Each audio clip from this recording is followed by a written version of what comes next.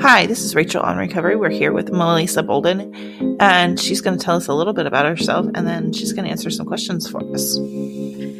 Hi, thank you, Rachel, for having me on today. My name is Melissa Bolden. I have a ministry, Bolden Ministry, and our goal is to empower, impact, and impart into this generation the love of God. Okay.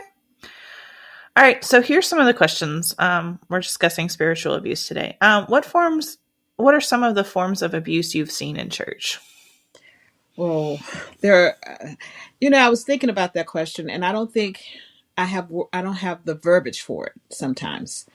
I've seen abuse where people are walking in the prophetic and they abuse it by saying, I'm right.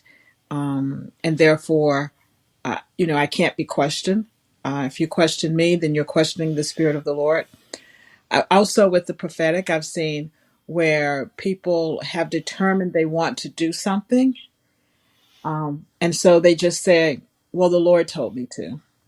And really, what that does is that shuts down conversation. Because, if the Lord told you to do something, I can't be like, well, maybe he didn't.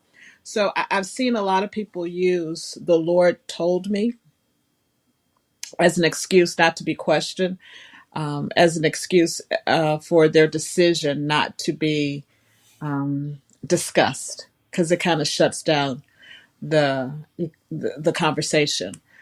Other forms of abuse, you know, a lot of manipulation, a lot of there's so much. Fortunately, I have not experienced or seen any type of sexual abuse. Most of the abuse that I have experienced has just been authoritarian abuse. Yes, abuse of power. Yes. Um, what are some scriptures that you've seen used to abuse? Oh, quite a few.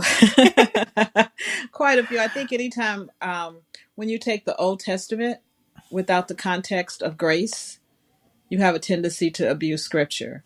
Here are some examples. I did write down some example. I think one that is used most often to protect pastors is First Chronicles 16:22, where it says, "Do not touch the Lord's anointed." And so I've seen that used so that pastors just kind of have free reign. If you agree or if you disagree with them at all, it is seen as being disloyal, being dishonorable. Yes. So that one I've seen used a lot. I've seen that one used a lot to keep people in power, who really just needs the conversation, you know. Um, Another one that I've seen is Malachi 2:16, which it says God hates divorce, and I think we don't teach that in context. Meaning, when God said that, if you read that in context, what God was talking about was how men were leaving their wives for the smallest thing. And in that society, since women didn't have power, they couldn't work, they were leaving women destitute. And that statement of God, God hates divorce, was not a stay in your marriage no matter what kind of declaration. It was really a plea for his daughters, because he felt like his daughters were being abused. And so, he was warning the men, don't just get rid of your wife for, burning your biscuits or something. You made a commitment to them. Stick, and he even uses the term, the wife of your youth. So it was really God's heart to see that marriages stay together and that husbands take care of their wives. But it wasn't meant, and where I've seen it used in the church today, we use it to keep women attached to abusive husbands. And I think an abusive husband is, if your husband is having an affair, in my opinion, in today's society, that is physical abuse, because he can bring some disease home to you, or, Yes. or physical abuse or emotional abuse. And I don't think God meant for his daughters to stay in relationships where they would be abused. Most definitely. Another one It's the, a lot of these things are good, but just taken in a place where they have become abusive, like wives submit to your husbands. um, Yes. I think, yes, that's a good thing. We should submit to our husbands. We should submit, but the definition of submission is not, don't have a voice and do everything they say without questioning. That's not the definition of submission. And we talk about wives submitting to their husband, which that was written in Ephesians 5:22 through 24. But we don't talk about Ephesians 25 through 33. Paul took three verses to say to women, submit to your wives. And then he takes another 8 verses to say to men, men, love your wives as Christ loved the church. So we preach one without preaching the other. And I Oh, think that's most abusive. that most definitely is. Yeah. So I think, I think a false sense of honor can be abusive. I even think the tithe message, Well, I mean, it, it, that's it that's may. complete. That's completely taken out of context. Exactly. And I don't have a problem with tithing, but I do have a problem when it's used to create fear among people, when it's used to use God as a um, someone in heaven just waiting to smite you. That's Yeah. not New Testament idea of tithing. Well, I mean, let's talk about tithing just for a second. I mean, for the most part, tithing was only used in three different scenarios.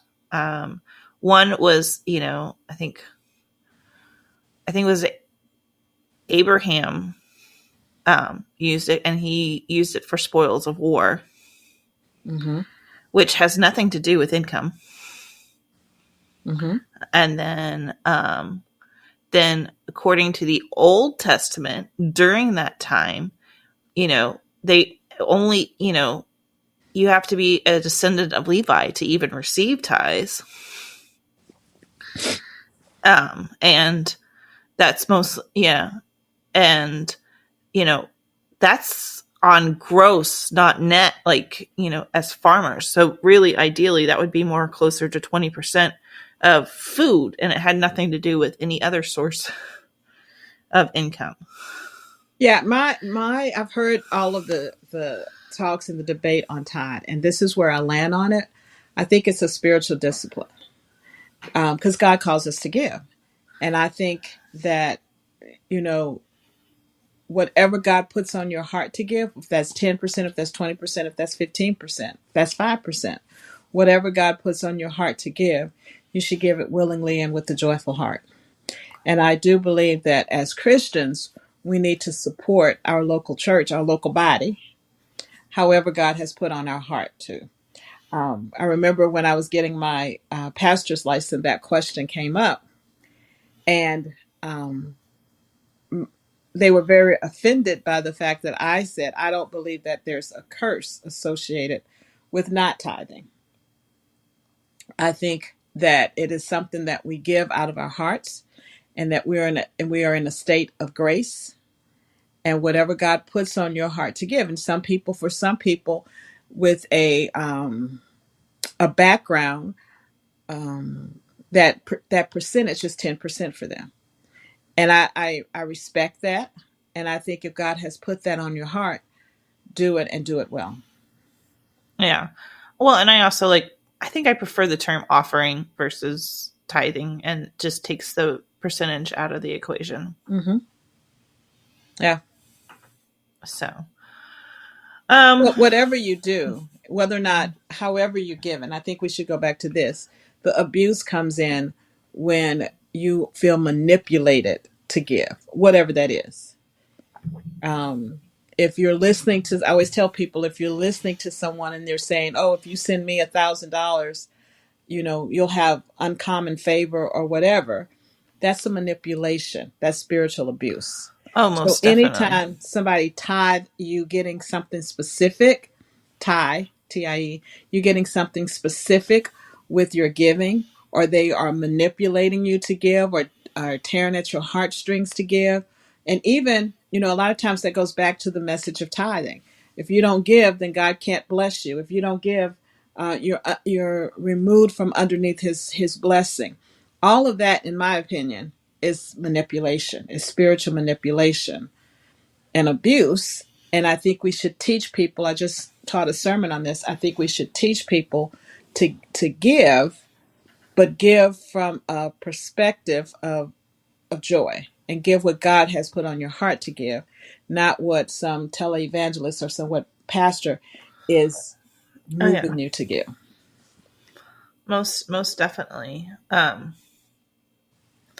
Yeah, it's some really, you know, I think, I think Americans didn't even talk about tithing in the church for until like the 1900s.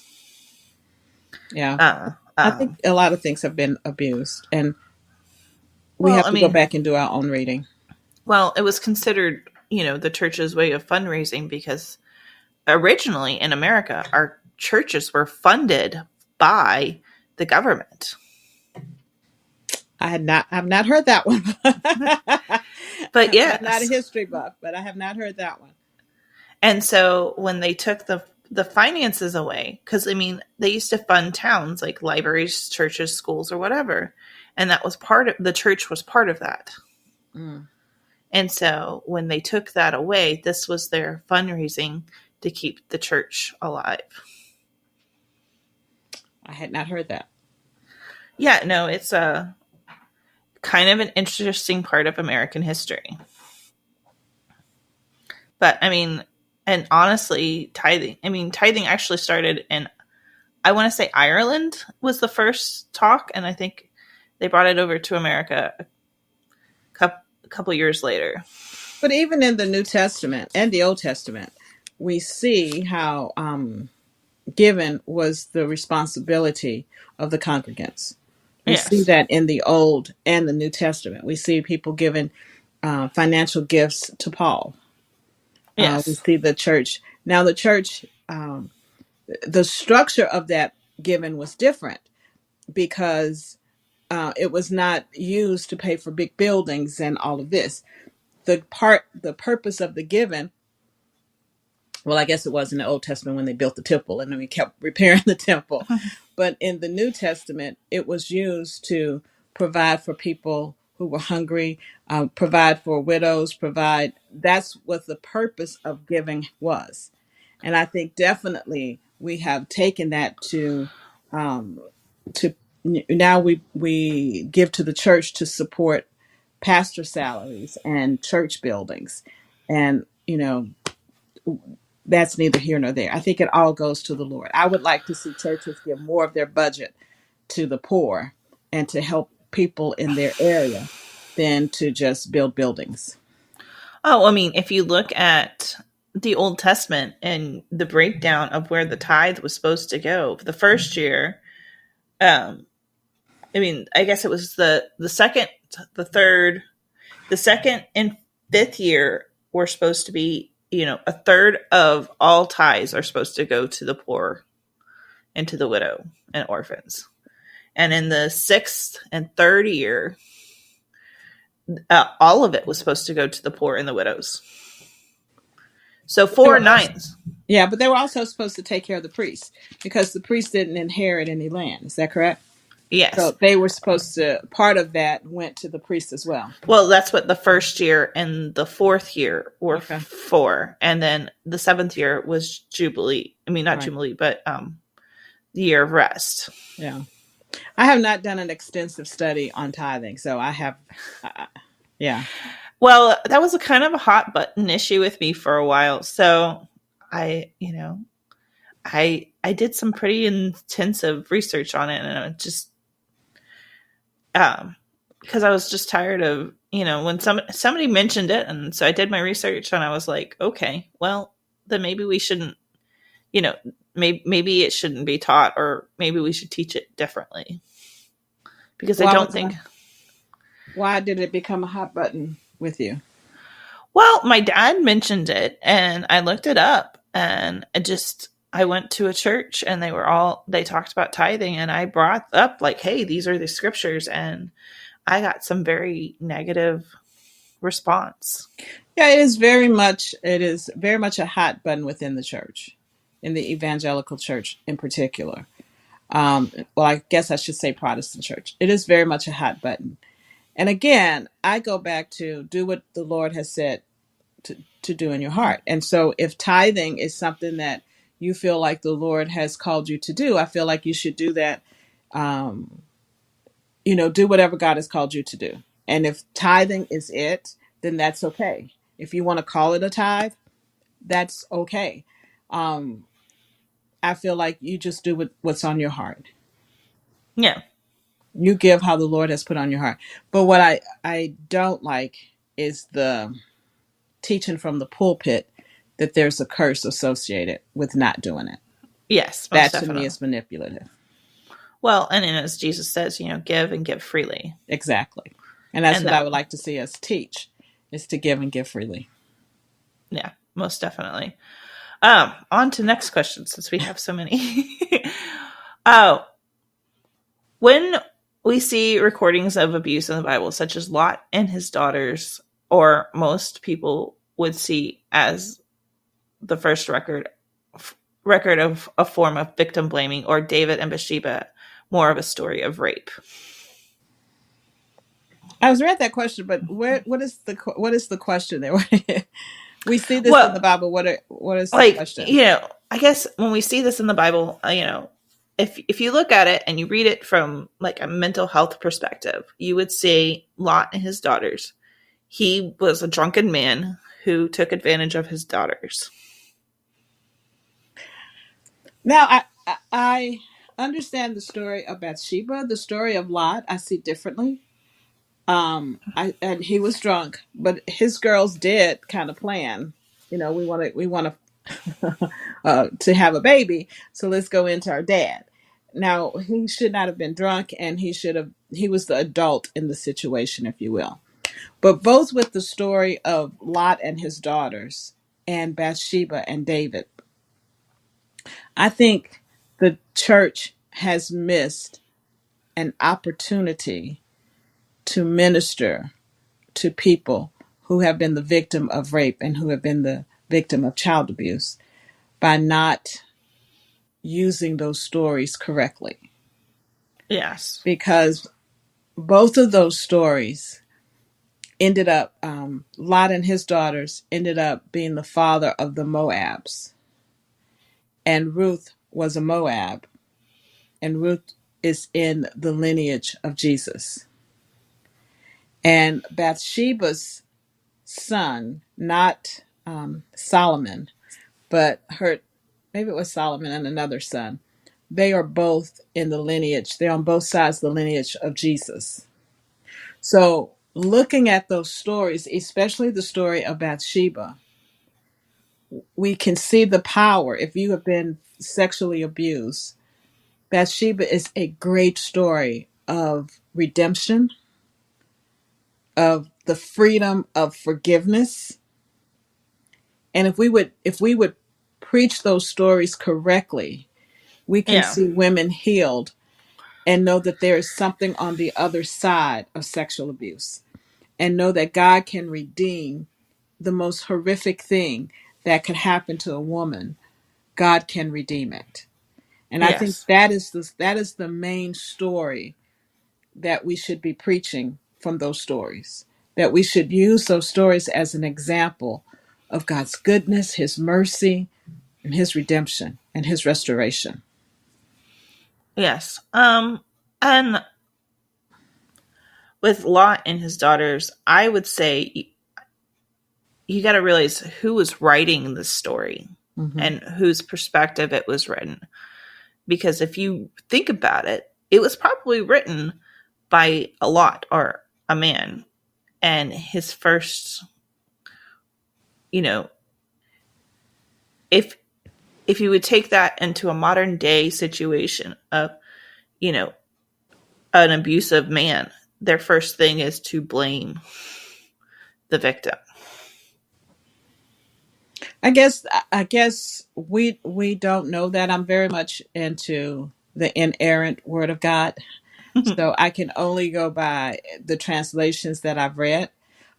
It was in Genesis, so it would have been recorded by Moses, who was recalling, I guess, what he had heard throughout the years. So I guess there is some of that in that. Um, but I think that we can get, that's not the, in my opinion, that is not the headline of the story. The headline of the story is God's redemption. And if we can tell it from that perspective, that God can redeem even the most ugliest of situations, I think we can get people to see beyond their own hurt and beyond their pain and see that there is a tomorrow. I think that's true. Um, okay. Um, let's move on to the next question. How should we as Christians respond to these scriptures as Christians to the world? How should we respond to Lot and the story of David and Bathsheba? Um, Again, yes. I think as the church we've missed this. Actually, I've actually preached on this. I preached on the story of Bathsheba and David, and I just really believe that we have missed this opportunity. Women of all ethnicities, of all age groups, have experienced sexual abuse. They have experienced um, sexual rape. Let's just call it what it is. And we have covered up this story. We've kind of sugarcoated the story. When I was growing up, the version that I heard was that Bathsheba seduced David. Oh, yeah. But when you read the scripture, it is obvious that David saw, David wanted, David had. A Yes. lot of people use the fact that she was taking a bath outside, but that was cultural. As a matter of fact, she was probably taking a bath in something called a vikar, I think it was, and it was a ceremonial cleaning because she had had her menstrual cycle, and she was being ceremonially clean. So this was something that in our, if I were to go take a bath on my roof, that would be headlines.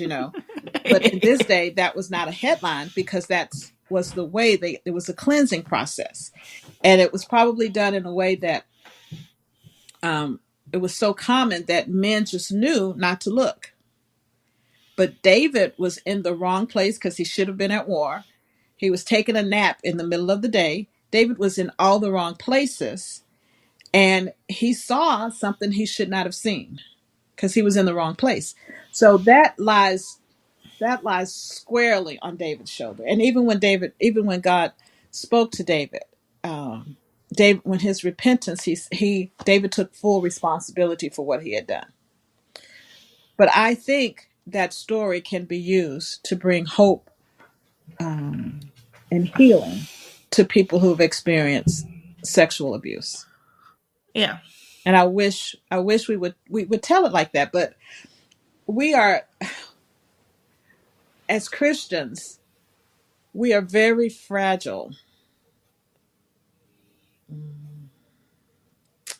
We're very fragile as Christians, and we want to sugarcoat everything Oh, yes. instead of just being honest and talk about there's so many flawed men in the Bible who did some horrific things, Oh, but yeah. yet God used them. And so which means that we don't have to. I read something. I was listening to something the other day by the Bible Project, and it said just because God uses flawed men doesn't mean He condones what they do. And so even though God used David and He loved David, He did not condone David's act with Bathsheba. Yes.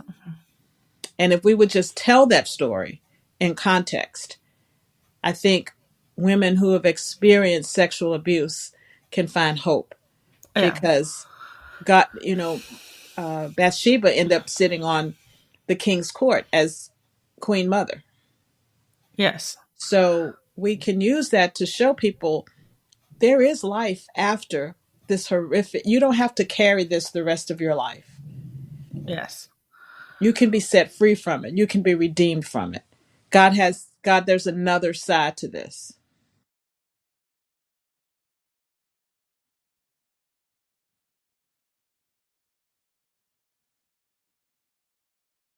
Hmm. Hmm. Hmm. Right. Right. And if we would teach that in context, then men would not be allowed to do that, because we see David was dealt with very severely because of this. And not just, we always think about his son dying, but it wasn't just that. His family was jacked up after this. His son raped his sister. His other son had sexual intercourse on a roof with all of David's concubines. So David paid severely for this. He didn't get a pass.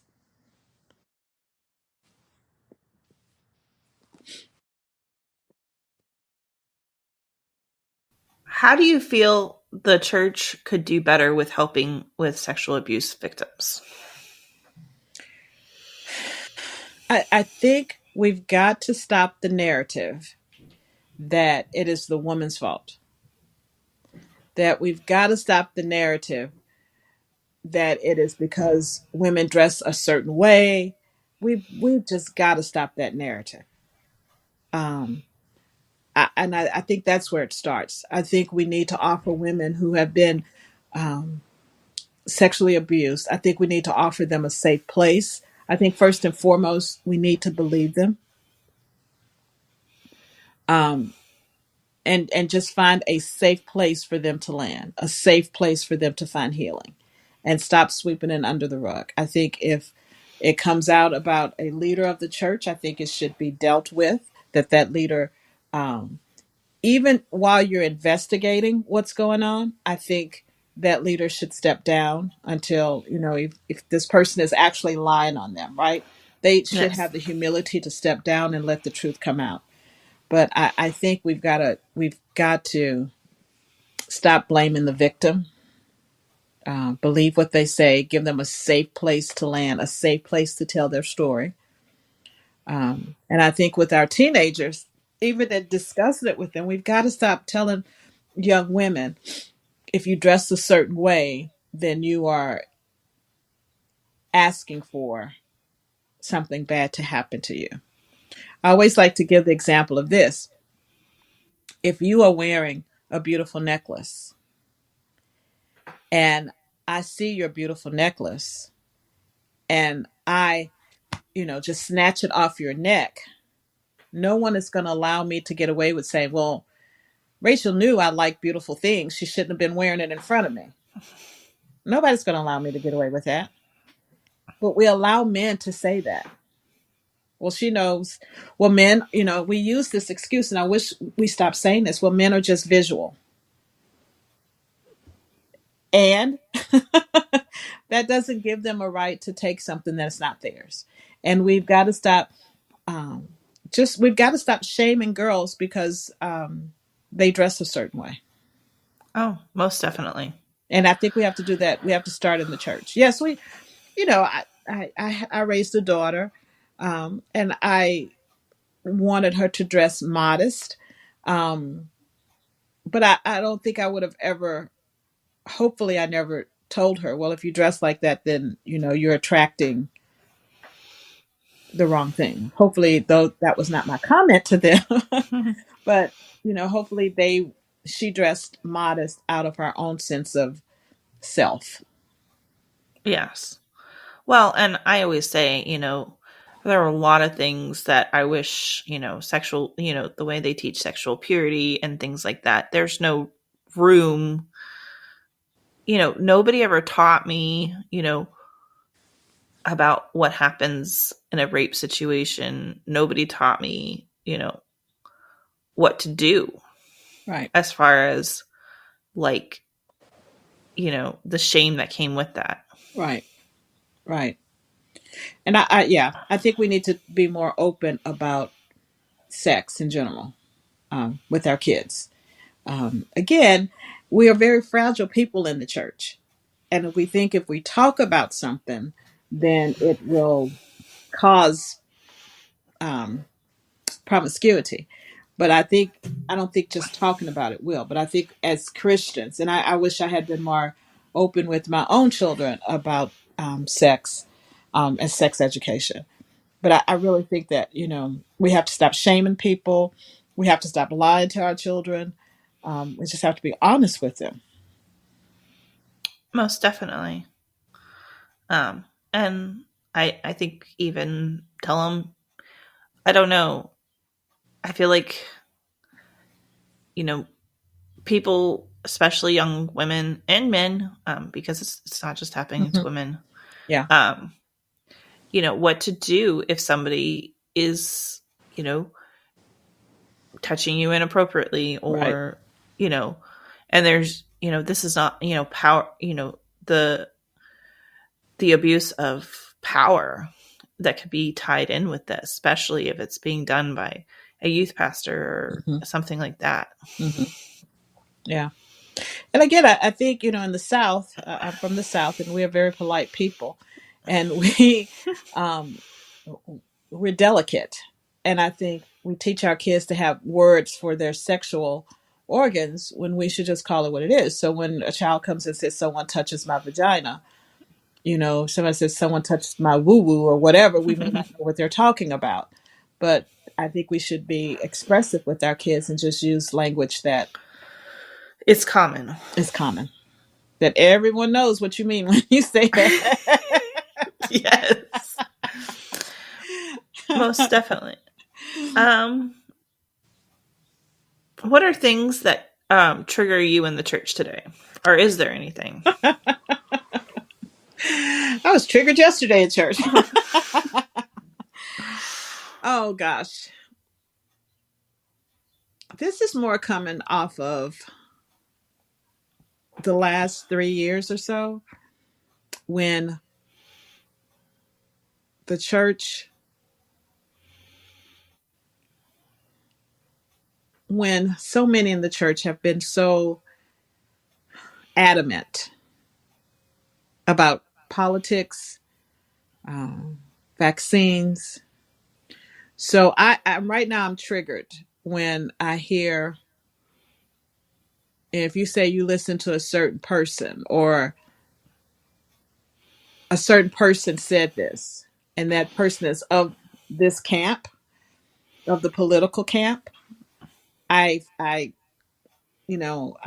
get tense.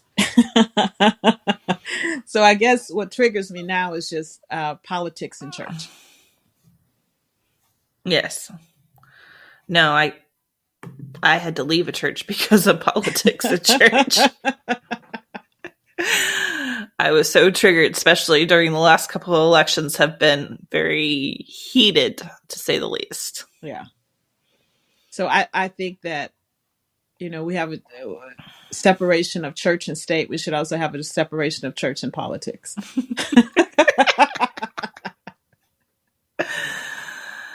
Yes. No, that's a whole mess right there. Thanks for listening to Rachel in Recovery. Melissa Bolden will be back next week at Thursday at 10 a.m. for part 2. And always follow us on your favorite social media platform or podcast platform. And if you have any questions, reach out to rachelinrecovery.com. And we have a YouTube channel, so always subscribe to that as well. Thanks for listening.